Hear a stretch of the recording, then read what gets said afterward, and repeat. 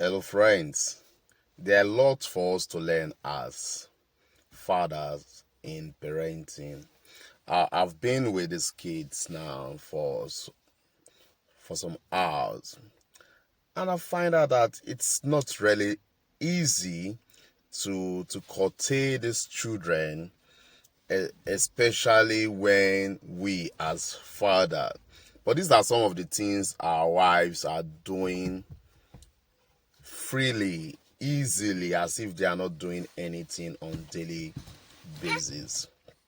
Sometimes we as men will feel that because we are going out to work 8 hours job, 6 hours, 12 hours, we are doing a lot. I can tell you I am working.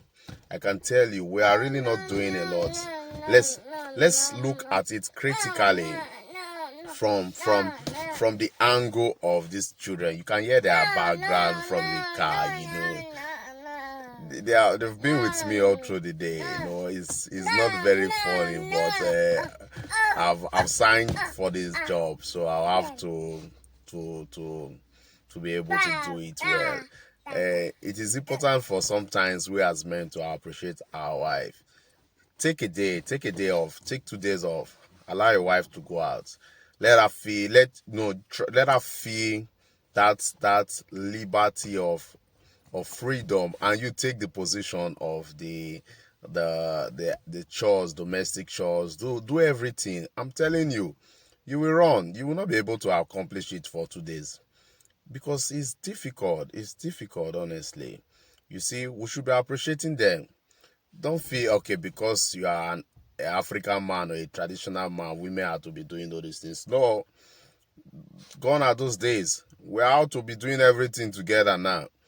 Okay, I know some of you are not happy when I'm talking things like this that are promoting women relevance, but it's the truth. If you remember, your mother did these jobs to raise you.